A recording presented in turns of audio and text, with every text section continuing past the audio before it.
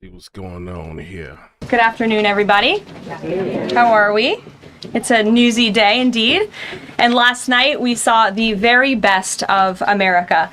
After spending nearly 300 days aboard the International Space Station, Butch Wilmore and Sunny Williams are back on Earth. These two incredible astronauts were only supposed to be up there for 8 days, but because of the Biden administration's lack of urgency, they ended up spending 9 months in space. That is insane, man. Like, what the human mind can endure. Can you imagine being up there that long? Like, I would have went insane. 9 months? Like, no way, bro. I'll be so infuriated upon returning to Earth. Like, I'll be like, where Joe Biden at? Joe Biden's lack of courage to act boldly and decisively was a big reason why Butch and Sunny did not make it back until yesterday. But President Trump doesn't waste time. Immediately after taking office, President Trump directed Elon Musk and SpaceX to rescue these brave astronauts alongside NASA. The president also called the acting administrator of NASA and told her to bring the astronauts home as soon as possible. As acting administrator Janet Petro said herself yesterday, per President Trump's direction, NASA and... It's like, what else are they going to get mad about Elon Musk about? Like, did you know what's going on? Like, they're going around and lighting up Teslas, like putting them on fire, doing like all kind of craziness. So it's like, what else are y'all going to do? You know, they hacking his companies, all of that, because he's trying to show, you know, all this government corruption. So it's like, what y'all gonna do now? What's next? SpaceX worked diligently to pull the schedule a month earlier. The president looks forward to welcoming Butch and Sunny to the Oval Office when they are recovered. This historic mission brings new meaning to President Trump's promise to always look out for the forgotten man and woman. On another important matter, yesterday, President Trump and President Putin spoke about the need for peace and a ceasefire in the Ukraine war. Both leaders agreed this conflict needs to end with a lasting peace and also stressed the need for improved bilateral relations between the United States and Russia.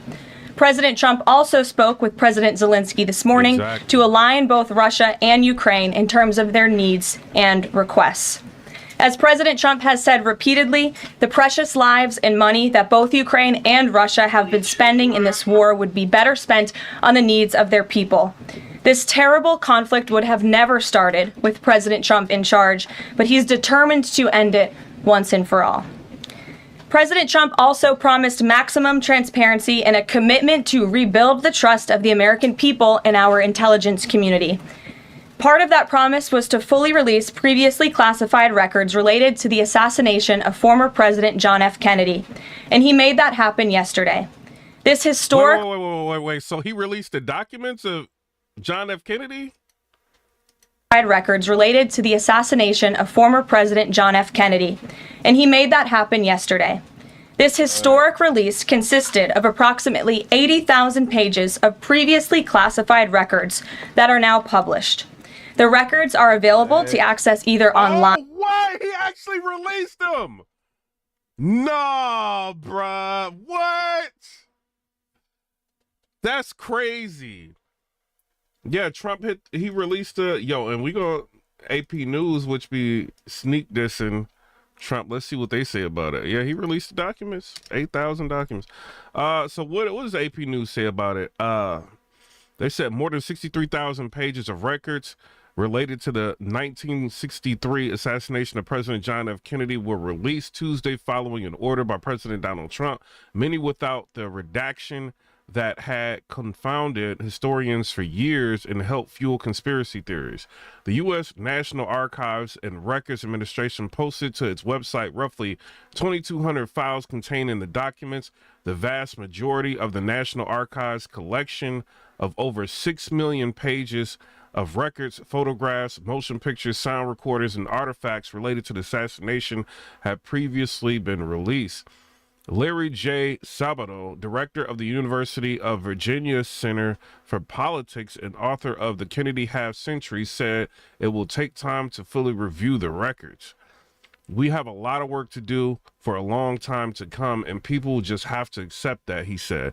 Trump announced the release Monday while visiting John F. Kennedy Center for the Performing Arts in Washington, saying his administration will be releasing about 80,000 pages. We have tremendous amount of paperwork.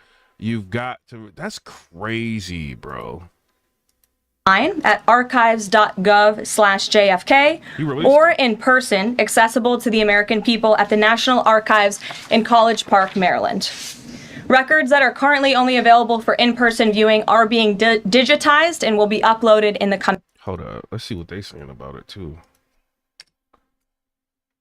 Yeah, so it says assassination files have revealed so far, including... Oh, stop all these ads, bro. Including apparent KGB probe into Lee Harvey Oswald. The long-awaited release of tens of thousands of files on the assassination of President John F. Kennedy has sparked a desperate search for new clues in a shocking crime more than 60 years later. The trove of previously classified pages spanning decades was made available by President Trump on the National Archives website Tuesday, with most seemingly only confirming information long known. However, some interest snippets being poured over include documents shedding light on theories eyeing a small clique and the CIA being involved. Yo!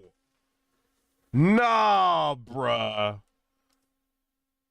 The CIA is involved in John F. Kennedy's assassination? That's crazy, bro.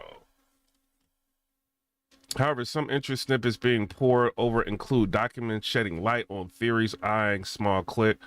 What y'all think? Let's read this a little bit more. The CIA being involved, as well as an apparent KGB investigation to find if assassin Lee Harvey Oswald was one of its agents. A memo dated June 1967 detailed how a former U.S. Army intelligence officer, Gary Underhill, fled Washington, D.C., very agitated the day after Kennedy was shot, and spoke with a friend about how a small clique with the CIA was behind the assassination. Was behind the assassination 6 months before he was found dead in his apartment. The day after the assassination, Gary Underhill left Washington in a hurry. Late in the evening, he showed up at the home of a friend in New Jersey. He was very agitated. A small clique within the CIA was responsible for the assassination. He confided, and he was afraid for his life and probably would have to leave the country. The memo reads, oh no, bro. This is crazy. Hold on, I gotta change the title of this video. What we about to title this, y'all? Trump releases JFK documents. Yo, this is crazy, bro. Hold up.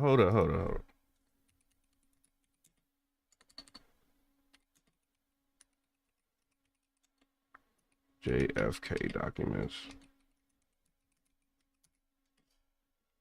That's crazy, man.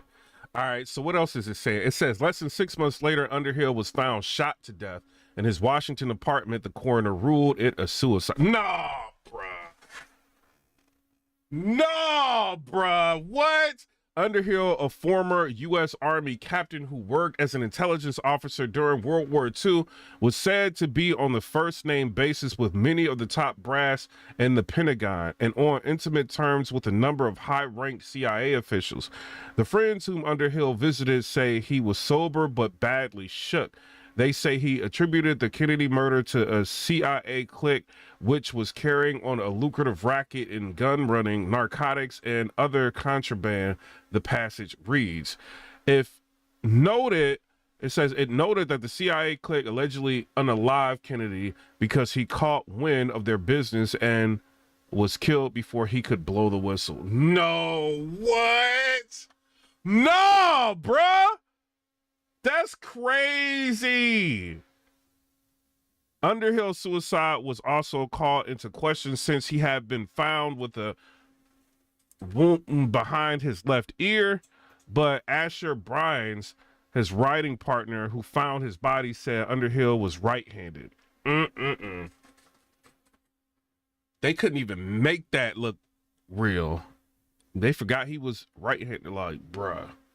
Another documents released Tuesday teletype U.S. intelligence report dated November 20th, 1991, said a KGB official named Nikonov investigated whether Oswald had been KGB agent.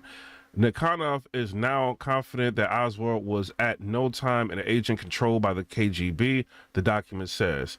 Nikonov doubted that anyone could control Oswald, but noted that the KGB watched him closely and constantly while he was in the USSR. The file also noted that Oswald was a poor shot when he tried to target firing in the USSR. Nikonov also noted that Oswald had a stormy relationship with his Soviet wife, who rode him incessantly.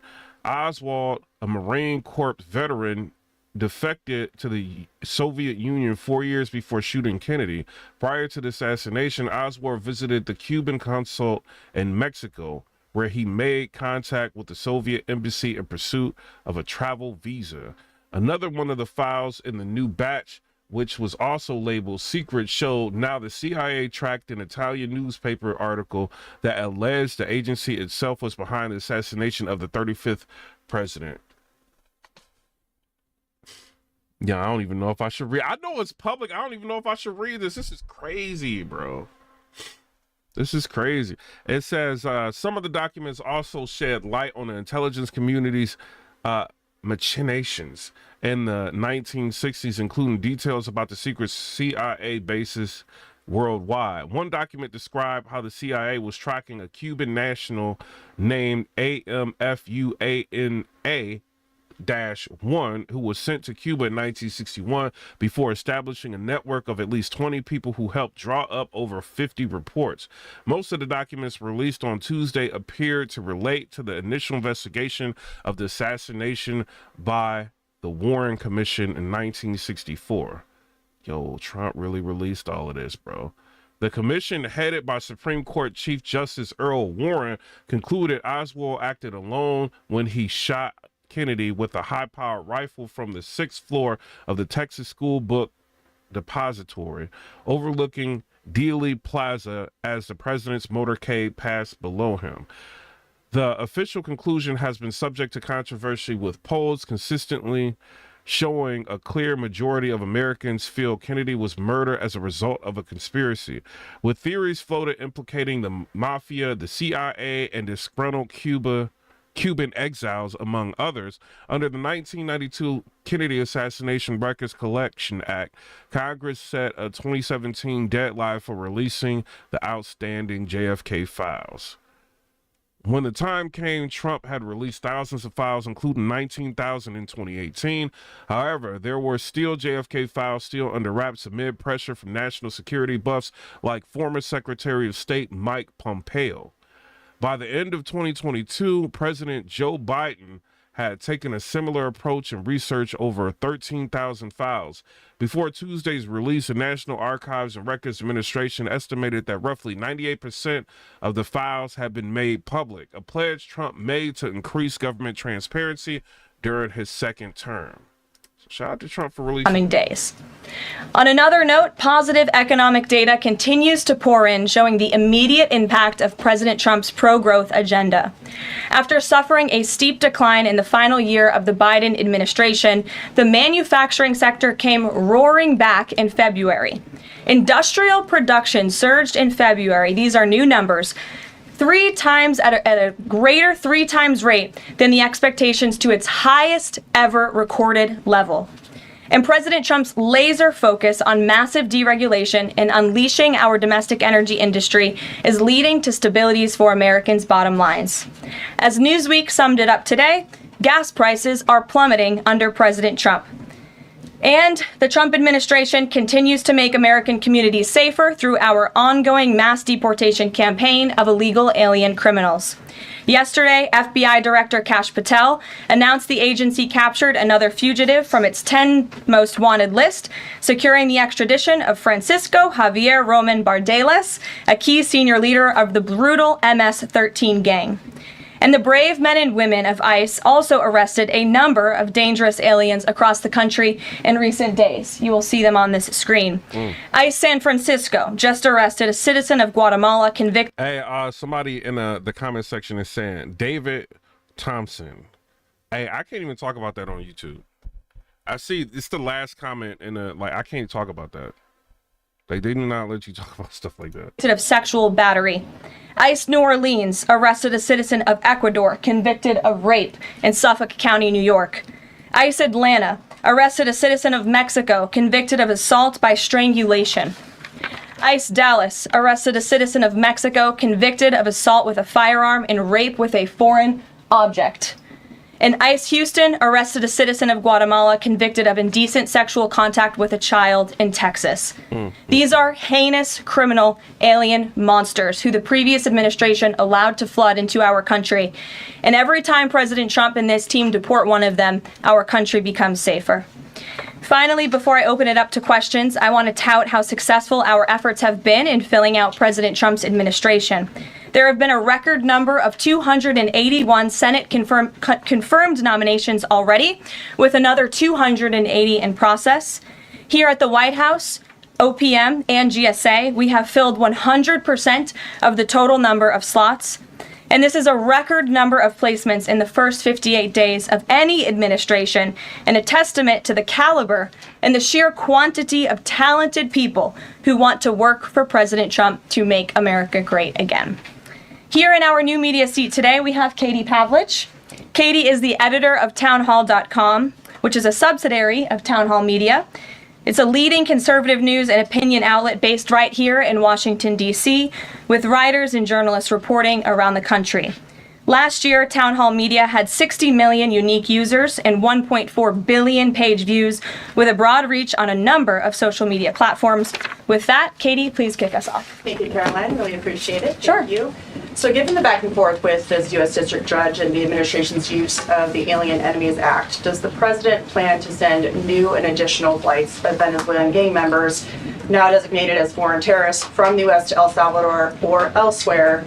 Can Americans expect to see those flights sometime soon? Americans can absolutely expect to see the continuation of the mass deportation campaign that has been successfully led by this president, Secretary of Homeland Security Kristi Noem, and also our Secretary of State, Marco Rubio.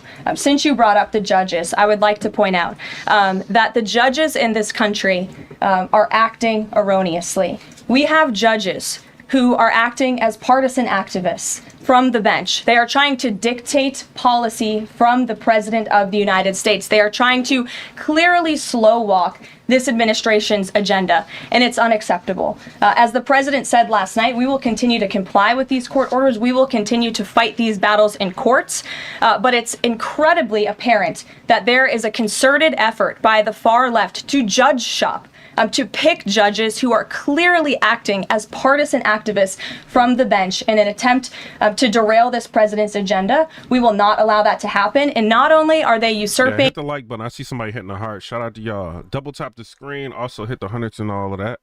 That'll help. The will of the president and the chief— So Russell said this lady is a liar. Can you tell me what she's lying about? I don't think she's lying about anything. Like, what is she lied about? Like, Elon Musk did go to, like, have his, like, you know, company go up into space to get the astronauts. They actually came back. We watched a video of that. Like, what is she lying about? She isn't lying about anything. Like, as far as she's saying, like, the JFK files have been released, we've just read that they've been released on the left-wing media, too. Like, we looked at the left-wing media, and they basically said the same thing that she just said. Like, so what is she lying about? You saying everything. What is she lying about? Executive of our country, but they are undermining the will of the American public. Tens of millions of Americans. And then the lady is asking, can Americans expect more, like, deportations to happen, like people to be flown back to El Salvador? And she said, yeah, you can continue to expect that. Like, y'all, like, the federal judge, like, putting the temporary, like, injunction in a place, that's temporary. That's not permanent. So, like, they're trying to stop him from using that wartime act, but he could still deport people. He was just doing that so it could be a faster process at deporting people. So if she's saying that it's going to still be a continuation of like mass deportations. I don't think she's lying about that. Like, so I'm just trying to see how is she lying? She's not lying. Who duly elected this president to implement the policies that are coming out of this White House. And then one more question. Senate Minority Leader Chuck Schumer said yesterday that he was united with Democrats in working against Americans who, quote, their attitude is, I made my money all by myself. How dare. So this idiot in here said, oh, I know I know battle rap, not like, bro, we're all like watching everything in real time. What don't we know? Like, what are you talking about? You want me to be stuck talking about battle rap all day so I can be getting like 5 to 10,000 views? If I didn't know anything about politics, do you think I would have videos with over 400,000 views on them, 100-something thousand views on them? Get real. We're watching everything in real time. So when I'm recalling things that happen, it's things that we've watched. What don't I know? Clown? Dare your government take my money from me? Or I built my company with my bare hands. How dare your government tell me how to treat my customers? What is the president's response to this, given his upcoming tax agenda and need to work on Capitol Hill? Well, we certainly hope that Democrats all of a sudden are for more money in the pockets of the American public. The president has made it incredibly clear that he is committed to tax cuts. He is committed to passing a big reconciliation package later this year. You're forever gone off this channel. Ending no taxes on tips, taxes on overtime, no taxes on Social Security for our hardworking seniors. And we encourage everybody on Capitol Hill to support that when it comes to the finish line, especially Democrats who clearly need a boost from the American public right now. Their approvals are at an all-time record low. Thanks for being like, coming in here like, y'all be saying she lying. She ain't lying about nothing. Like, if she lying, I'd be the first person to be like, she's lying. She's not lying. Like, what don't we know? Like, don't try to play us like we don't know what's going on. We've been reacting to everything that's been going on. Like, don't play us like that. With us, Katie. Garrett. Can I have one other question, but I want to follow up on Katie's question, actually. You said the mass deportation campaign would continue, but she asked about the flights specifically. Will those flights to El Salvador continue while this case is being appealed? We don't have any flights planned specifically, but we will continue with the mass deportations. And I would just like to point out that the judge in this case is essentially trying to say that the president doesn't have the executive authority to deport foreign terrorists from our American soil. That is an egregious abuse of the bench. This judge cannot... And these judges are operating like politically. Y'all don't feel like so the judge is trying to say like that old act is wartime in terms of invasions of what's going on with war, and president may be overstepping his reach. Like, I mean, do y'all not feel like we're having an invasion of people, like coming into our country and committing all of these crazy crimes? Bro, I just literally watch, bro, it's mad. Y'all know how like they have on YouTube like the detectives like interviewing like criminals and stuff like that, and people like end up confessing and all of that. Bro, I'm watching like mad interviews of like people that are not even like legal here, like unaliving people and all. Like, it's crazy. They're getting locked up for that. Like, it's like these people are coming here, like not everybody commits crimes, you know, like egregious crimes. When you coming over here illegally, you committing a crime, you starting off committing a crime. Then you got these people extorting people and taking people's rent money and doing all this crazy stuff. Like under the Biden-Harris administration, nothing was being done about it. Now you got a president trying to fix this. And people are just like, oh, well, we don't like that he's deporting criminals. And now you got judges out here trying to turn around people that unalive people. Like, what is y'all doing? These are like gang members and come on, bro. Like, y'all want them back in America? Democrats are just insane at this point. Does not have that authority. It is the opinion of this White House and of this administration, and that's why we're fighting this in court. And it's very, very clear that this is an activist judge who is trying to usurp the president's authority. Under the Alien Enemies Act, the president has this power, and that's why this deportation campaign has continued. In this U.S. MAGA, yeah, that's what they doing. Like, they just, you know, normally I just don't even pay them no attention. You know what I'm saying? But it's like they get so annoying after a while. Judge Boasberg is a Democrat activist. He was appointed by Barack Obama. His wife has donated more than $10,000 to Democrats. Exactly. Oh, Scott said that people that don't like it are more than welcome to take those people into their homes. Take them into y'all homes. If y'all think these illegal people are coming here committing all these crimes, if y'all feel like they're the right people for America, take them into your houses. Since y'all got all these opinions, y'all want them turned around. Y'all don't want them in El Salvador. Y'all want them in America. What you mean? Like, y'all fighting for like illegals' rights? Like, what is this, bro? It's crazy. And he has consistently shown his disdain for this president and his policies, and it's unacceptable. You're right where I wanted to go about the idea that these people are all foreign terrorists, but Judge Boasberg was originally appointed by... You get them Lake and Riley situations that be happening. Like, these people, man, I don't... Look. Like, they don't, like, the value of life is different in some of these countries. They don't be looking at life the same as we be looking at life in America. They will come here and they will take y'all out. You know what I'm saying? And not think twice about it. Hey, not all of them are like that, but some of them are like that. By George W. Bush and then elevated by Barack Obama. Shout out to Mr. 718 Sat. I just feel like I should clear that up. Well, let me just say something to that effect, Garrett. 67% of all of the injunctions in this century have come against which president? Donald J. Trump. Let me say that again. 60% of the injunctions by partisan activists in the judicial branch have come against President Donald Trump, and 92% of those have been from Democrat-appointed judges. This is a clear, concerted effort by leftists who don't like this president and are trying to impose. She said what percent?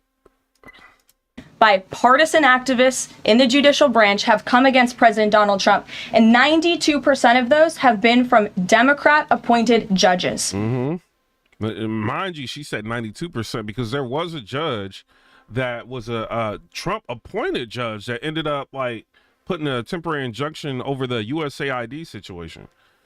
So she said 90-something%. There's still like a percentage that he actually appointed that's doing this, you know. And I think those judges are being turned, is what I think. You know, so it's a concerted effort to stop anything and even if it's in a benefit of our country, they're gonna try to stop him. That's the sick thing about all of this. That's a problem. This is a clear, concerted effort by leftists who don't like this president and are trying to impose or slow down his agenda. So, given that... Scott said no illegal has rights in America. That's how I be feeling about it. Like, if you come in here illegally, like, what is y'all crazy? Like, no, get up out of here. Do you think it's a good use of Congress's time and the president's political capital to try to impeach and remove a federal judge, which would take 67 votes you're unlikely to get in the Senate? Well, look, the president has made it clear that he believes this judge in this case should be impeached, and he has also made it clear that he has great respect for the Chief Justice John Roberts, and it's incumbent upon the Supreme Court to rein in these activist judges. These partisan activists are undermining the judicial branch by doing so. We have co-equal branches of government for a reason, and the president feels very strongly about that. Jackie. Thanks, Carol. What options does the president have to, he said he's going to follow court orders. Bro, like a federal judge is standing in the way of, like, deporting people. Like, what? That is a problem, bro. What else is he going to try to stand in the way of doing? Like, like, oh, this ain't wartime. This ain't like, this ain't no invasion. This is an invasion. Did you hear when Kamala Harris was sitting down talking to 60 Minutes and he told her to her face, the number of people that's coming across that border has quadrupled. We know, we covered the border. And so fentanyl has, like, with that fentanyl has been coming over here in mass amounts. And she was just like, oh, well, we cut the amount of fentanyl coming in America by half. Well, if you cut it in half, it's still double the amount if it's quadrupled. Like, so it's still, this is an invasion. Like, did y'all not see Pam Bondi sitting down or standing up at the podium and showing y'all the brick of the alleged, like, it wasn't real. It was like the brick of fentanyl, right? And she was like, this brick can unalive 500,000 Americans. Like, that's a problem. Like, and y'all remember before Trump even got elected, there was tons of people on TikTok and all these people on YouTube and doing all these videos of their kids going to parties and no longer here no more because of that drug. And that's where it's coming from, them crazy places. So Trump is trying to stop all that. And y'all got a problem with it? This is an invasion. And these federal judges, I feel like they corrupt. He wouldn't defy a court order, but he's raised these concerns about these judges acting in such a partisan way. Yet what option does he have to ensure that his agenda continues to move forward while this is ongoing and the judges appear to be trying to just block and delay and impede? Well, you're right. They are trying to block, delay, and impede. This is lawfare. The president is no stranger to it. He faced it in his campaign, and this is a continuation of the lawfare that President Trump faced as a candidate, and he's now unfortunately facing as a president. Clearly, these partisan activists in the judicial branch didn't get the memo on November 5th when the American people overwhelmingly re-elected this president to continue with mass deportations. So White House counsel and the Department of Justice are working on this. They're appealing these cases, and we will continue to use the full weight of the White House counsel's office and the president's team of lawyers to fight this in court, because we know we will win, even if we have to go all the way to the Supreme Court. One more on PDA. Andy McCarthy said in an interview with Hugh Hewitt, he certainly agrees with what the president is trying to do with the Alien Enemies Act, but he's not sure that the law is completely on his side. He cites some previous Supreme Court rulings dealing with enemy combatants in wartime, says that even they have a challenge or a right to challenge their What's up, David? detention in court. He raised concern also that while TDA has been designated as a terrorist organization, these individuals hadn't been prosecuted for terrorism. So my question is, will the president ask Congress potentially to declare war on these cartels for the invasion that he's talked about so that he's on stronger legal footing? Well, we absolutely disagree with the legal opinion of the individual that you mentioned. We would not have moved forward with this if we didn't believe the president. This was within the president's executive authority to continue with this mass deportation effort under the authority provided to him under the Alien Enemies Act. And when you read the act, as I did last time at the podium, a predatory incursion is absolutely what has happened with Tren de Aragua. They have been sent here by the hostile Maduro regime in Venezuela, and the president, immediately upon taking office, designated TDA as a foreign terrorist organization. And under this act, it is within the president's authority to deport these terrorists. And anybody trying to defend these terrorists who have now been and that's great. Yeah, and say that, Carolyn, say that. Yeah, anybody else trying to defend these terrorists, that's what they are. You know, they had no problem with Obama. Shout out to Raphael. He said Barack Obama. They had no problem with Barack Obama, like, getting rid of people, but now Trump wants to do it. It's a problem. Sent off of American soil should talk to the families of the individuals who these heinous monsters have killed and have raped. If you talk to, we seen Donald Trump like do the address to Congress, right? And no Democrat stood up for the Lincoln Riley law, like showed no respect for that. Like, they don't care about y'all. Like, they don't. Like, they have so much TDS for Trump. It's just like they don't, like, they even the what was it, the 14-year-old that was the cancer survivor, brain cancer survivor, and Trump ended up, you know, having the Homeland Security give him like an honorary Homeland Security, you know, accommodation and all of that. Like, they didn't even stand up for that. Like, this is how deranged these people are. The TDS, the Trump derangement syndrome, has gotten out of control. to those families, they are so... Gas prices are down, egg prices are down. What y'all talking about now? Heartened by the president's decision to take tough action and to use his executive authority, something that no other president has been willing to do, because President Trump does what he says he's going to do, and he is deporting these foreign terrorists from American soil to secure our homeland, and he's within his right. Y'all elected him. Do y'all not remember that? Like, he told you, I'm getting rid of these people that are overrunning and taking over our neighborhoods. I'm getting rid of the illegal immigrant. What is he doing? He's doing it. He didn't promise he was going to do something and not do it.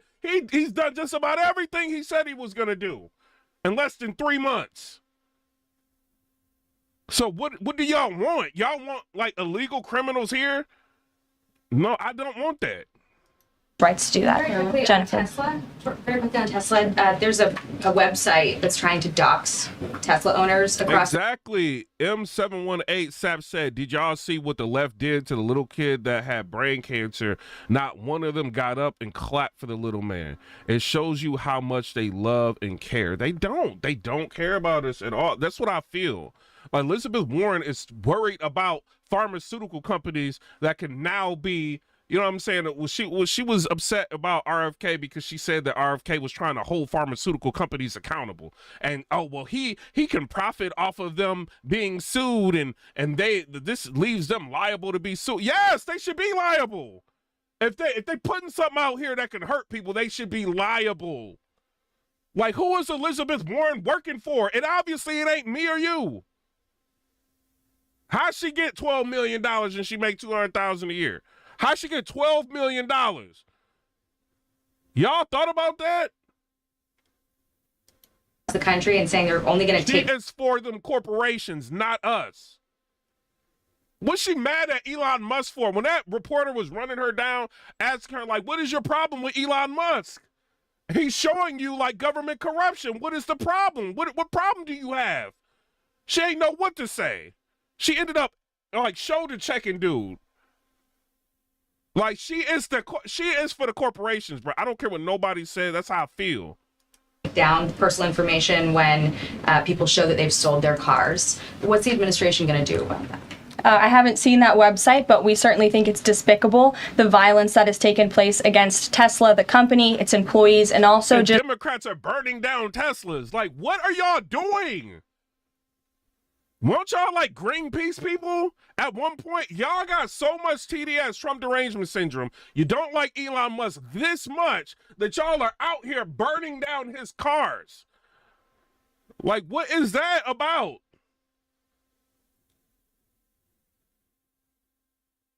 It needs to be the main people that have something to say about January 6th. And y'all are out here actively, like, targeting Elon Musk. Y'all this mad that, what is it? Like, Trump not wanting to give Zelensky all of our tax money? Y'all mad about that? What are y'all mad about?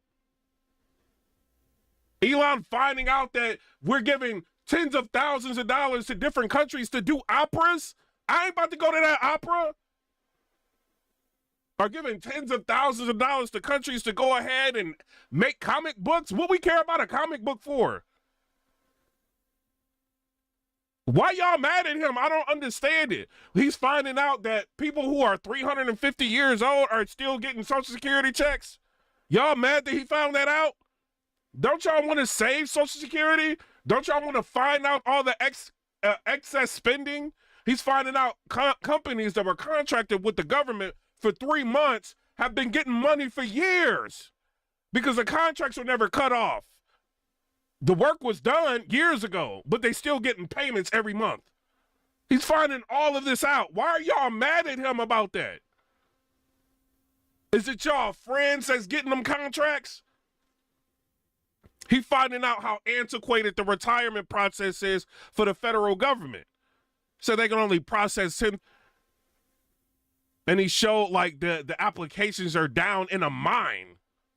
You got to go down to a mine shaft, and depending on how fast the elevator goes up or down, it's an old elevator, depends on how fast they can process applications. And they got like 1,000 employees working to do that. That's an antiquated old system. Them employees can be used to do something else. That needs to be automated. What's the problem? Government is out of control. Just Americans who have chosen to drive an electric vehicle. Many of them are Democrats, by the way. Democrats were big supporters of Tesla and of electric. Now if you're driving a Tesla, you got to be worried about a Democrat running up on your car. I got a lot of Teslas. You run up on my car, you're going to have a problem. That's all I'm saying. Ridiculous. Biden leaving astronauts in space, but y'all cool with that? Electric vehicle. Elon Musk has got them home.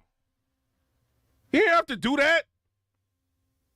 His job is DOE's, Department of Government Efficiency. Him and Vivek figure out the bloat of what's going on in the government, do forensic audits. That's his job. That he ain't getting paid for, by the way. Like a lot of these politicians getting hundreds of thousands of dollars a year. Elon doing it for free, and he just got the astronauts home. What's your problem? until Elon Musk decided to vote for Donald Trump. So we would like Democrats to also come out and condemn this heinous violence that we have seen. And I believe the Attorney General has said she's investigating these incidents as acts of domestic terrorism. Jennifer. On Ukraine. That is definitely an act of domestic terrorism, you burning down cars because you have a political gripe with somebody. You need to be locked up. Is the White House going to pause foreign military aid or intelligence sharing with Ukraine, as Russia says it's pushing for? And then have a follow-up on the Federal Trade Commission. Sure. When it comes to Ukraine, I do have a statement for you from the National Security Advisor and also the Secretary of State. First, I'd like to reiterate what the President said earlier following his call with President Zelensky this morning. He said he just completed a very good telephone call with President Zelensky. It lasted approximately 1 hour. Much of the discussion was based on the call made yesterday with President Putin in order to align both Russia and Ukraine in terms of their... Hold up. Then they was mad at Donald Trump. Why was y'all mad about Trump over the Zelensky situation, that sit down? Zelensky was asked to wear a suit before he even went there. He came there. He didn't wear a suit. He cutting off the president. He trying to get smart with our vice president. Bro, you gonna get talked to like you need to be talked to. You ain't about to come to America running this. This ain't Joe Biden. This is Trump, bro. Like, this is different. You can't do that here. And he got checked and put in his place and kicked out of the White House. Y'all mad about that? You think Trump could just go, our presidents could just go over there to Ukraine and do what we want? Like, come on, bro. Like, no, you gonna respect this while you here. You ain't getting no money. You ain't getting nothing. Requests and needs. We are very much on track, and I will ask Secretary of State Marco Rubio. Elon don't have to wear a suit. He ain't trying to ask us for hundreds of billions of dollars. No, he's actually saving America money. He don't have to wear a suit. How about that? And Mike Waltz to give an accurate description of the points discussed. That statement will be put out shortly. While I have that statement for Johnny Harris is a member in here said, I am in Florida. Tesla haters better play at their own risk. I'm in Tennessee. You know how we get down. We not playing, bro. Play if you want. For you right here. Bear with me as I read it. Today, President Trump and Ukraine's President Vladimir Zelensky had a fantastic phone conversation. President Zelensky thanked... Somebody saying, oh, Elon is getting our tax money. How is he getting our tax money? Like, what are you talking about? Did you not see all them terrorists getting our tax money? What is you even saying? They don't know anything. Thanked President Trump for a productive start for the work of the Ukrainian and American teams in How was she lying? She ain't say one thing that was a lie yet. The other White House press secretary caught in mad lies. You think if she got up here lying, this will be everywhere. MSNBC, CNN, they will be on her. She ain't get up here and lie about nothing. Jeddah on March 11th. That's why y'all can't stand it. She look good, she's articulate, and she know how to handle herself. And she answers questions appropriately. She ain't telling you no song and dance. If she don't know the information, she gonna say, well, I haven't talked to, we don't know about that yet. This is something we can ask the president. Like she bringing in regular media. Like she not like just like, they're not about to just roll the carpet out for AP all day. Like, no, regular media. If you are a media channel, you can sign up to come up here and ask questions like anybody else. Y'all can't stand it. The meeting of the senior officials from both nations significantly helped in moving toward ending the war. President Zelensky thanked President Trump for the support of the United States, especially the Javelin missiles that President Trump was first to provide and his efforts towards peace. The leaders agreed Ukraine and America will continue working together to bring about a real end to the war, and that lasting peace under President Trump's leadership can be achieved. President Trump fully briefed President Zelensky on his conversation with Putin and the key issues discussed. They reviewed the situation in Kursk and agreed to share information closely between their defense staffs as the battlefield situation evolved. President Zelensky asked for additional air defense systems to protect his civilians, particularly Patriot missile systems, and President Trump agreed to work with him to find what was available, particularly in Europe. The two leaders also agreed on a partial ceasefire against energy. Technical teams will meet in Saudi Arabia in the coming days to discuss broadening the ceasefire to the Black Sea on the way to a full ceasefire. They agreed this could be the first step toward the full end of the war and ensuring security. President Zelensky was grateful for the president's leadership in this effort and reiterated his willingness to adopt a full ceasefire. My bad. I'll be talking to people that's not even subscribed. I ain't doing it no more. President Trump also discussed Ukraine's electrical supply and nuclear power plants. He said that the United States could be very helpful in running those plants with its electricity and utility expertise. American ownership of those... Wait, it's 730-something people in here. Subscribe to the channel. What is y'all doing, Thug Life? Subscribe to the channel. What y'all doing? Stop playing. Plants would be the best protection for that infrastructure and support for Ukrainian energy infrastructure. President Zelensky also thanked President Trump for continuing to push humanitarian concerns, including the exchange of prisoners of war. Now Zelensky's talking a whole nother tune. That's what happens when you take control and you show a person who's boss. He noted they had just had a successful exchange and thanked the president for his leadership on that. President Trump also asked President Zelensky about the children who had gone missing from Ukraine during the war, including the ones that had been abducted. And President Trump promised to work closely with both parties to help Shout out to Goose said subbed already. make sure those children were returned home. They agreed all parties must continue the effort to make a ceasefire work. The presidents noted the positive work of their advisors and representatives, especially Secretary Rubio, National Security Advisor Mike Waltz, Special Envoy Kellogg, and others. The presidents instructed their teams to move ahead with the technical issues related to implementing and broadening the partial ceasefire. The presidents instructed their advisors and representatives to carry out this work as quickly as possible. The presidents emphasized that in further meetings, the teams can agree on all necessary aspects of advancing toward lasting peace and security. That is a lengthy statement that was just given to me, so thanks for bearing with me. Our office will, of course, provide this after. And as you know, as I just... Again, what did she lie about? She has not lied about one thing yet. Get mad, huff and puff. She's telling the truth. Just pointed out in the statement, the 18 minutes of facts. Y'all can't take it. President's team of negotiators and national security experts will be heading to Saudi again later this week to continue working on and ironing out the details. But I would just like to emphasize we have never been this close to... Mike Ferrenda, subscribe to the channel, says Zelensky seen what Trump did to Yemen and changed his tune. Peace, and it's only because of President Trump that we are here. I think a couple of years ago, as you all reported on the war, it was incomprehensible to have a partial ceasefire in this conflict. And today, that is true because of the leadership of this president. And remember, Joe Biden wanted to continue the continuation of the escalation of problems. Right before Trump got in, he wanted to give Ukraine authorization to launch long-range missiles into Russia. When Trump is talking about peace. What y'all want? Y'all want this to keep going on for years and years and years, and we can continue to give them hundreds of billions of dollars with nothing in return? At least Trump wants minerals or something. UK or Europe, they do loans and they do loans. Yeah, we'll give you some money, $200 billion if you need it, but we're gonna do at least 30% of it in loans. What's up with America, like, doing the same business? America is a business. You ain't about to just be coming up here and taking our people's tax money. We want something in return. Minerals is something. Get it together. Mary.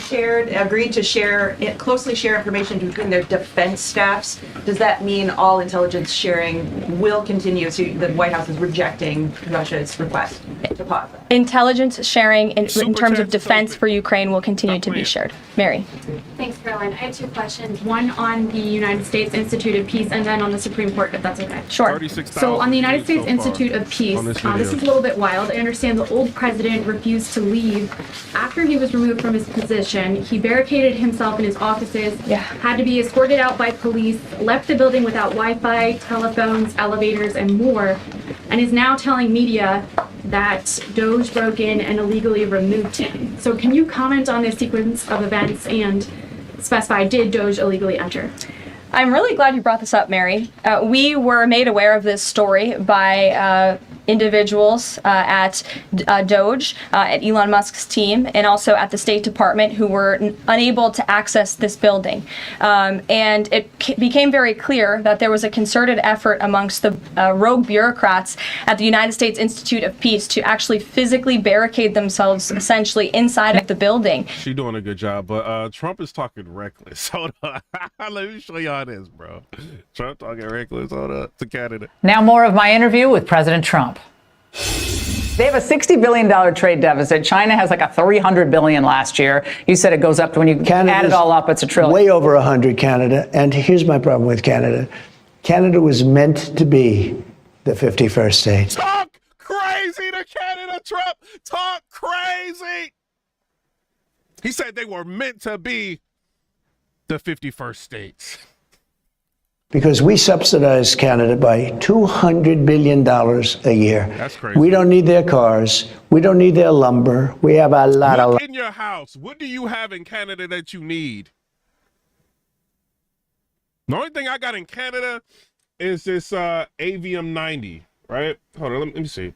It's an AVM 90. It's a theater receiver right there, right? Other than that, that's it. You know what I'm saying? I paid y'all good money for that, Canada. That was $7,500 for that Anthem AVM 90. Anthem AVM 90 theater receiver. Paid y'all good money. Other than that, I don't have nothing in my house from Canada. lumber. We freed it up, as you know, last week. We're freeing it up so that you can actually cut down a tree without being, given the death penalty. Because what these radical environmentalists have done to our country, but we freed it up.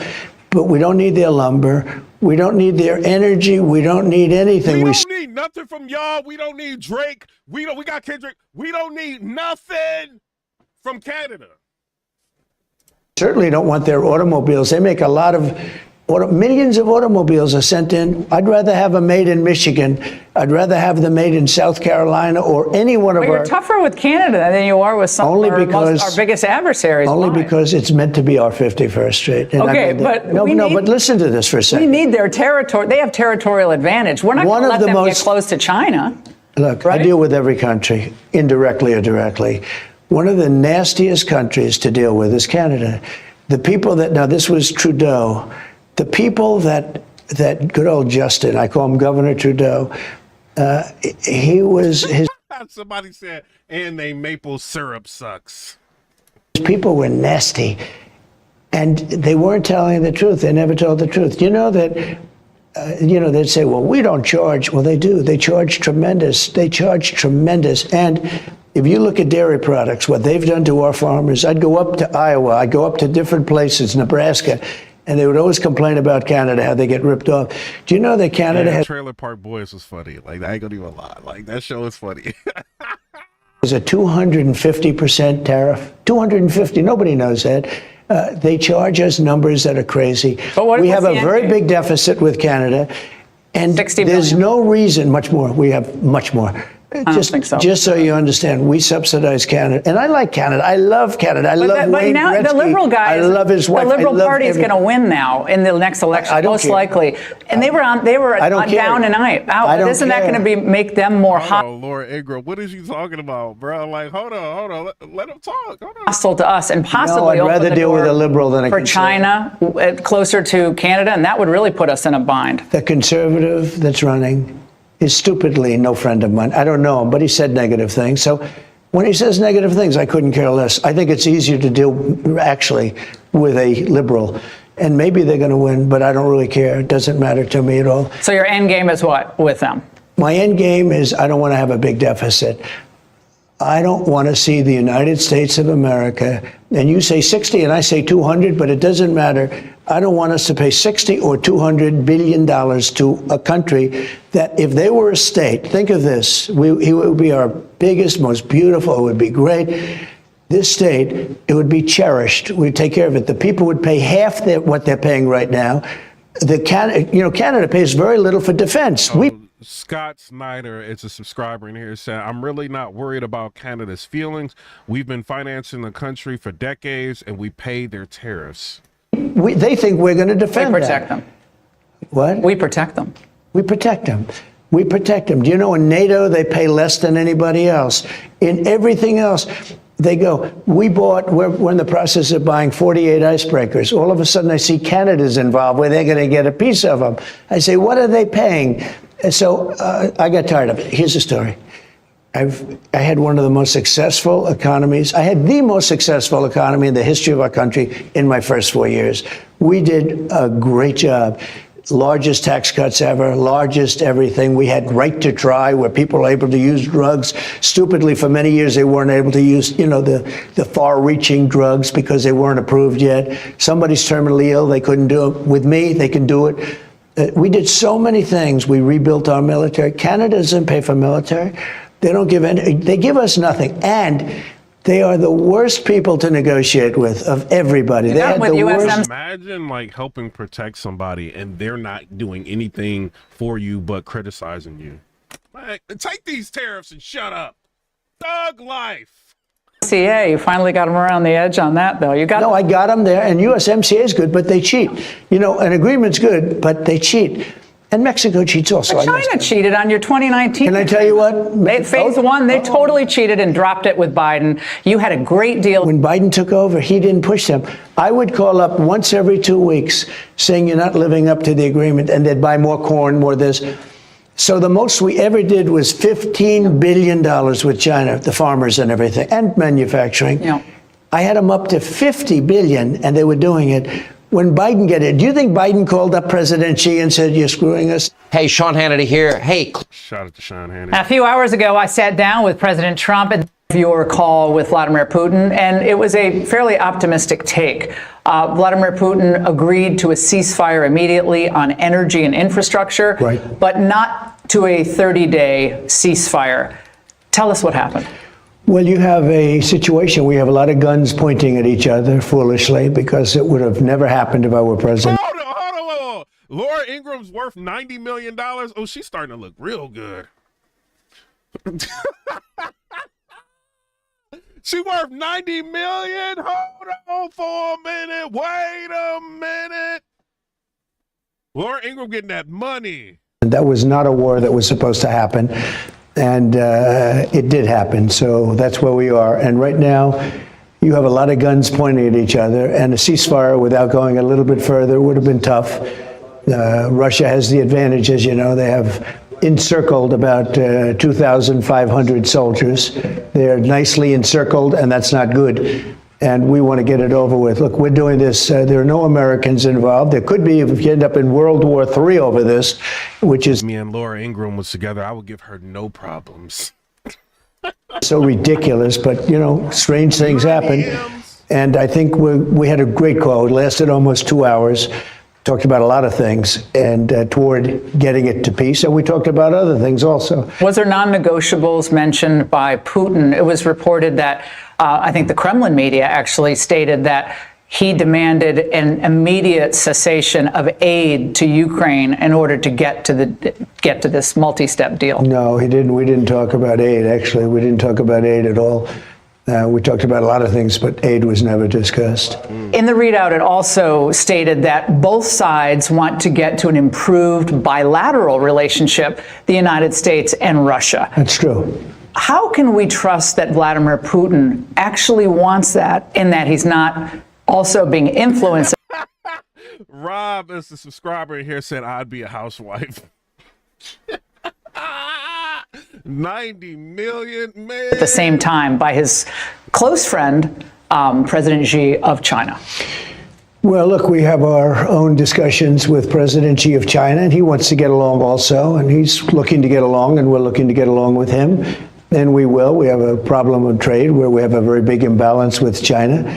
With Russia, we don't have that much trade, and they'd like to, and we'd like to also. They have some very valuable things for us, including very big forms of rare earth. They have a lot of earth. They have a big chunk of real estate, the biggest in the world for a country, by far. And on that, they have things that we could use, frankly, and that other people could use. I think that President Xi would like to get along, and I think Russia wants to get along with the United States. I also think we're a much different country than we were just a few months ago. We're a country that's now respected. We were not respected. We were being laughed at. We had incompetent leadership. This was a war, as an example, that would have never happened if I were president. Is part of your desire to forge this new relationship with Russia also impacted by Russia's closer relationship since you left office in 2021 with China? Because I think you talked about before the desire to box out China from that part of the world and have a closer relationship with Russia. So as a student of history, which I am, and I've watched it all, the first thing you learn is you don't want Russia and China to get together.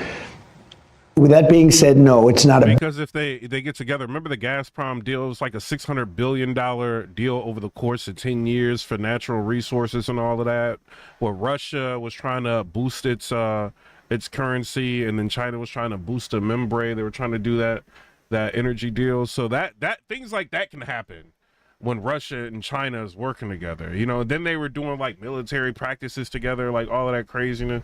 So yeah, let's kind of separate them a little bit, but let's see how Trump answers this question. a big part of it, but maybe that'll happen or maybe it won't.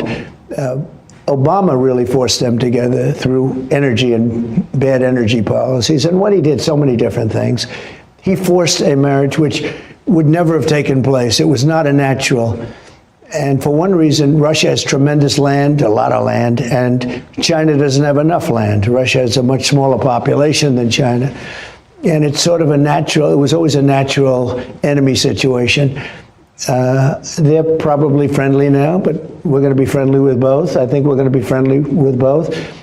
China needs us in terms of trade very badly, but we have to straighten out the deficit. We have now more than $1 trillion deficit with China. It's not even believable.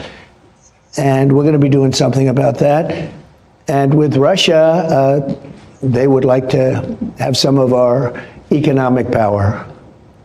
The criticism that you've heard since really 2015 is that you have more in common with Vladimir Putin than you do with globalist leaders, maybe some NATO leaders, and in this case, with Zelensky.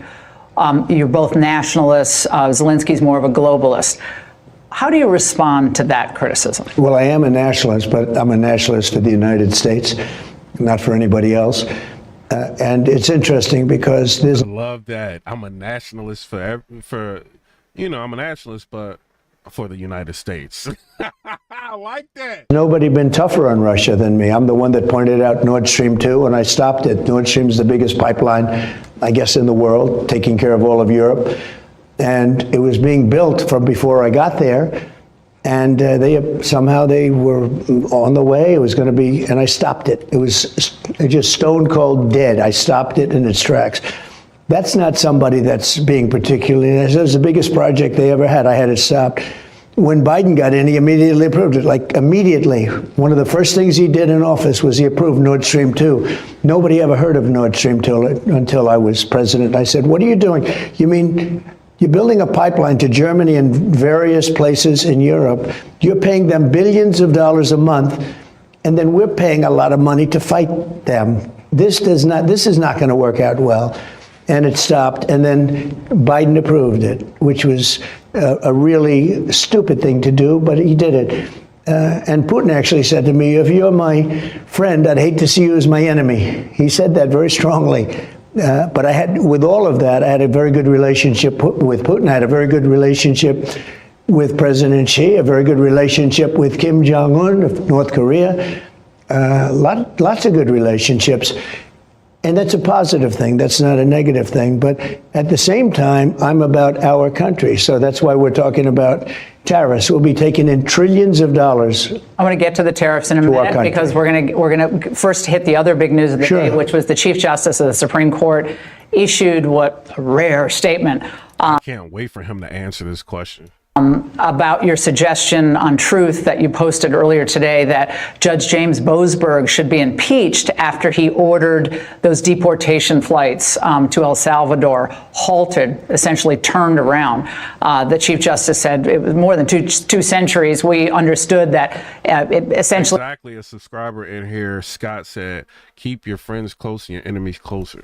Impeachment was for very rare circumstances and not an appropriate response to rulings. Almost at the goal of 124,000 subscribers. Shout out to y'all. Rulings you disagree with. What's your reaction to the court's stepping in to make a statement here. They didn't make a statement when Joe Biden, decided to forgive all those student loans. Well, he didn't mention my name in the statement. I just saw it quickly. He didn't mention my name, but many people have called for his impeachment, the impeachment of this judge. I don't know who the judge is, but he's radical left. He was Obama appointed. And he actually said we shouldn't be able to take criminals, killers, murderers, horrible, the worst people, gang members, gang leaders, that we shouldn't be allowed to take them out of our country. Well, that's a presidential job. That's not for a local judge to be making that determination. Yeah. And I thought it was terrible. In fact, he said when they were well on their way, there was an order issued, as I understand it, to bring them back or to not let them go or something.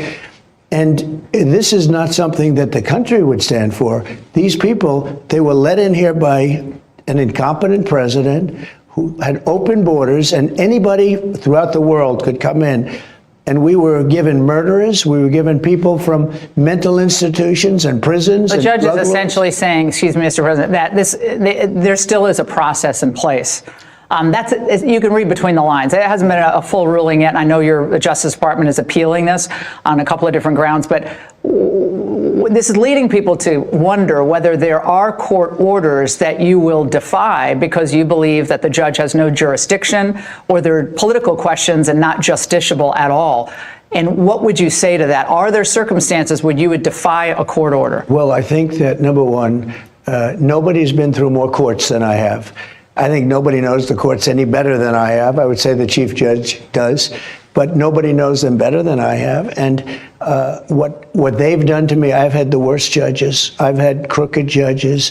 I have judges that... Johnny Harris is a member on the channel. He said Canada talking tough with Cub Scouts as their military.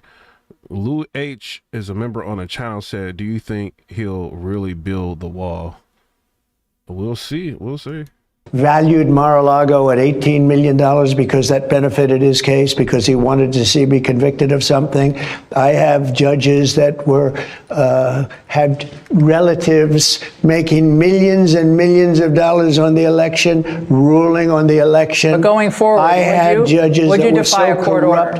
order? Actually, hold up. Before we get back to this, you said, is he really going to build the wall? It says Trump administration set to build new Arizona border wall. What to know? Department of Homeland Security Secretary announced the construction of 7 miles of new border wall in Arizona. Norm announced in a short video posted to her X account on Sunday, marking the start of additional border wall construction along the southern border under President Donald Trump's second term. Why does it matter? Promise to build a wall along the United States-Mexican border was a defining promise from Trump during the 2016 election. While some stretches were constructed during his first term, the Biden administration halted much of the project, of course, because they want them to flood in here. Trump said he will continue the project on his return to the White House as part of the efforts to secure the border. What to know? The contract cost $70 million, according to the U.S. Customs and Border Protection. Everybody, I'm here in Arizona, and right at the spot, you can see where the border wall ends. Noam said in her video while standing along the border, donning the CBP hat and jacket. As of today, we're starting 7 new miles of construction. We're going to continue to make America safe again. The project to restart wall construction in the Rio Grande Valley is being paid for out of 2021 CBP funds after the Biden administration initially canceled the contract. A vast stretch of the Arizona's border wall, Mexico already has barriers in place, some dating back to before the last Trump administration, but several miles are still without. During the first Trump administration, around 458 miles of border wall were built, but much of that replaced existing structures that were too short or needed repairs. While large sections of California's Arizona borders have been covered, much of Texas border is still without barriers from the federal government. Previous presidents, including George W. Bush and Barack Obama, also made moves to build barriers, but the project has been hindered by wildlife and environmental concerns, land ownership disputes, and the different priorities of changing administrations. While the physical barrier has been seen to halt some illegal crossings, immigrants have still been seen scaling the 30-foot fence, while smugglers have cut holes in remote areas to allow people to climb through. Under the current administration, illegal crossings along the southwest border have dropped dramatically. The U.S. military has assisted CBP in ensuring the border is secure and well patrolled. So yeah, he's going to end up building that again. Is that, we all know that, and that was I outrageous. never did defy a court order. And you wouldn't in the future. No, you can't do that. However, we have bad judges. We have very bad judges, and these are judges that shouldn't be allowed. I think at a certain point you have to start looking at what do you do when you have a rogue judge. The judge that we're talking about, you look at his other rulings. I mean, rulings unrelated, but having to do with me, he's a lunatic. He wants details of when flights departed and trying to, I guess they seem to be trying to lay the predicate for your administration having defied a court order. Now, you all have said you haven't given specific times, and you filed a motion in court, your Justice Department, to prevent any more information getting out about specific times of flights. So that seems to be where this is going. Do you have faith that the Supreme Court ultimately will rule your... Laura Ingraham be on it, bro. Shout out to her. That's why she's worth 90 million. She be knowing. Or in your favor in this case? Because the job of getting people out of our country that are murderers, that are absolutely the worst people, the drug lords are causing such problems in this country. You know, drug lords came in, the biggest of them. They left other countries to come in here. They came through an open border. They're making millions of dollars destroying people's lives, killing people. And that's a presidential thing. We're supposed to be getting them out or getting... A subscriber said, Ray Jr. said, just like I said, Biden's fault. It's not done. Brought to justice. We had a judge, I would call him a rogue judge. You can call him whatever you want. I know nothing about him. I heard about this very late in the process, and I said, that's a strange order. You have local judges, local federal judges, period, and DAs and prosecutors, DAs, state attorney generals that want to really take over. I think some of it's for the publicity. They love the publicity. All of a sudden, they're on the front page of every newspaper, but they have no right to be. When we come back, President Trump reacts to the latest... Up to work, and we have a judge from a very liberal state who ruled like that. So bad for our country. So I guess they closed the department. They're going to have to reopen Well, we'll the be department. appealing it, I guess. Not I guess. I guarantee you. We will be appealing it. We have rogue judges that are destroying our country. Well, do you believe that at this point, given the He's right. totality of these lawsuits, it's a cavalcade of lawsuits, that your administration could be further hampered, your agenda could be slowed down? They're throwing monkey wrenches at you with these judicial rulings. Well, we have to go through an appellate process. That takes a long time. We have a judge that... Do you have time? We have a judge... That's the point. We have time. We're going to be making a lot of money because of tariffs. The good news is we've got it on... We're going to very soon be on an even keel. We're going to be taking in a lot of money. The Trump card, the gold card, whatever they want to call it, it's okay with me. Whatever's going to sell better is fine with me. It'd be nice to get a piece, but I don't get a piece. Okay, I get nothing out of it. All I do is want to make this country successful again. We're taking in tremendous amounts of money. We have car companies that are building here who... What's up, Mike Drees? He said, just subscribe. Shout out to you. 6 months ago, we're going to build in Mexico. Hey, if you're the subscriber, I'm about to hit 124,000. If you're the subscriber that for me hitting 124,000, let me know. Massive plants. They're building them in the United States. We have Honda is going to Indiana. We have them opening up in Michigan. It's amazing what's happening. But judges, for federal judges, district court judges, to order a sitting president to reinstate fired employees, you're the chief executive officer of the United States. You order that these agencies fired be reviewed. Employees, many of whom didn't even report to work, many of whom were scamming this country. And you see the same thing. I could read them off, and I did during various speeches. I read off deal after deal after deal, all big scams. And we have a guy that wants to make a name for himself. You know, in many cases, they're just grandstanders. They want to make a name for themselves. So we'll appeal it, and hopefully we will meet with reasonable appeals. You know, I've won great cases on appeals. Yeah, well, some of the, maybe people weren't fired, maybe they were temporarily put on suspended. So we'll see how this plays out. But he's very unhappy with what happened at USAID. Well, he shouldn't be. You know what he should do? He should really look at where the money went. They don't ever want to do that. You know, the Democrats always talk about, oh, our Constitution's been violated. The one thing they never talk about is, where did these billions of dollars go? They never want to look, because when you see where the money went and the scams, you don't even have to see anything. Just look at the heading and the scam that they've created. And a judge like him will never look at that. They'll just say, oh, you want to, it sounds so nice, USAID, isn't it beautiful? But it's a whole big scam, Laura. And a judge like that is so bad for our country. Well, it'll be interesting to see whether you're able to shrink the size of this government. Every Republican president has claimed a desire to. Even Obama said we have to find waste, fraud, and abuse.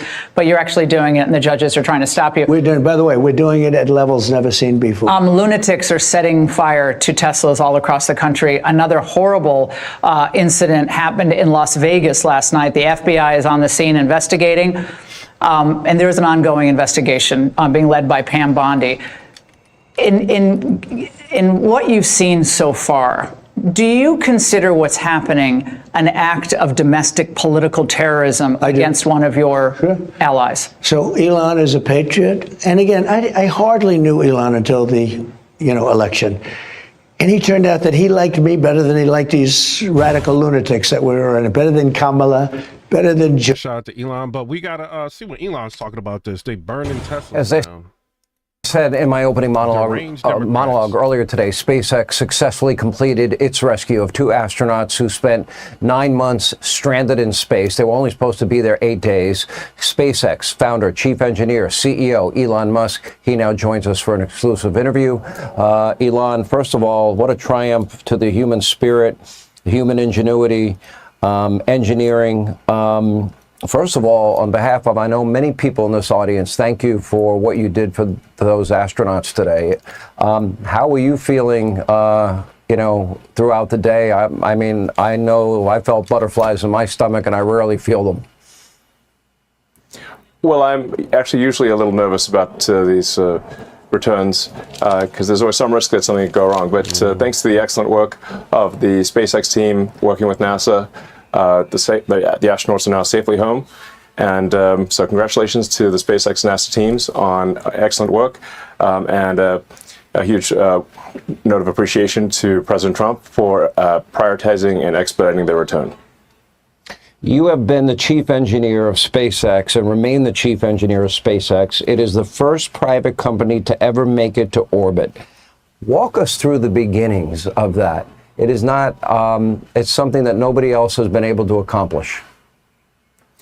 Well, it's quite a long story, and there are some books that have been written about it.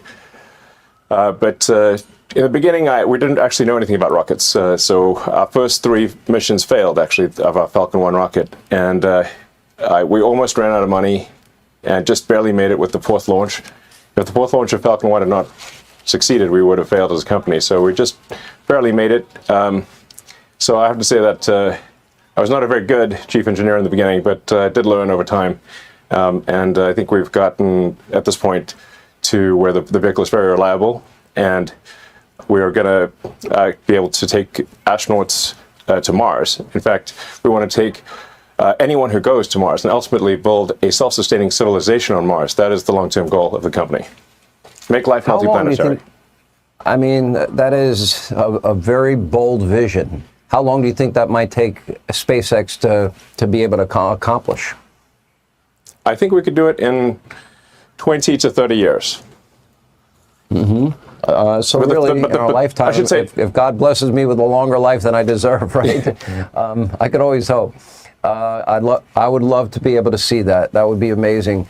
I happen to have a telescope, and I love to look at the stars in the sky and the planets, and I am amazed at the majesty of all of creation and the idea that we even look at the moon and we can go there and come back, or a space station, or you launching the hundreds of satellites you have. I want to ask you this question, if I may, and it's, every aspect of this rescue had challenges and danger. The launch, we start there. Then the rocket landing. I mean, we showed. I couldn't believe you were able to land the rocket that fell off perfectly where you wanted it to land. What you gotta say about this People, Tesla and by the way, shot it's like the greatest. It goes in 0 to 60 in 2.0 seconds. At that point, I think it would kill you basically if it went that fast. It would kill. That's true. But it's pretty fast. That's for sure. It's faster than any Ferrari, for example. Yeah. No, I watched it beat my Z06. I'm like, I thought that was the greatest muscle car. No, it's not. I watched the S Plaid beat it. You're in. It's pretty. Sean Hannity, he just bought a Model S Plaid, I think. I've got the Model 3, Model Y, and Cybertruck. Pretty fast, that's for sure. It's faster than any Ferrari, for example. Yeah. No, I watched it beat my Z06. I'm like, I thought that was the greatest muscle car. No, it's not. I watched the S Plaid beat it. You're into robotics, AI. You are working with Neuralink so the blind can see and people with spinal cord injuries may one day walk. You help people in North Carolina. You help people in California when they have no communications. And I watch all of this and I have to ask, why? Why do I see people like I woke up this morning and saw that Teslas were put ablaze in one of your dealerships in Vegas?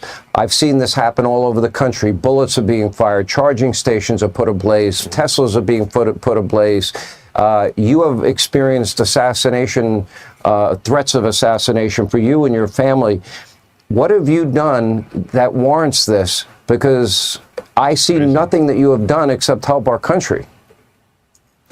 Yeah, I mean, it's really come as quite a shock to me that there's this level of really hatred and violence from the left.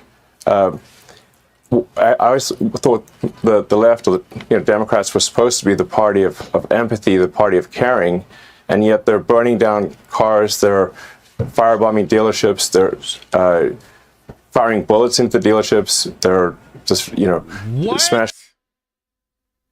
They firing bullets into dealerships? What? Up Teslas. Tesla is a peaceful company. We've never done anything harmful. I've never done anything harmful. I've only done productive things. So I think we just have a deranged. There's some kind of mental illness thing going on here because this doesn't make any sense. Yeah, and I think there are larger forces at work as well. I mean, I don't know who's funding it and who's coordinating it because this is crazy. I've never seen anything like this. You actually tweeted out, and I'll put it on the screen, the level of violence is insane. It is deeply wrong. Tesla just makes electric cars and has done nothing to deserve these evil attacks. You just rescued 2 astronauts that have been in space for 286 days. They were only supposed to be there 8. You help the people in North Carolina, Tennessee, California. You have, I think, the most creative and innovative car on the market. You created Starlink for communications that's used by hundreds of countries.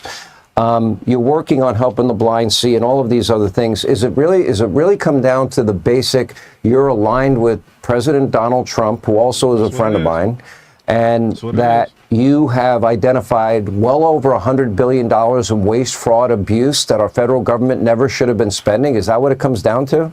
Mm-hmm.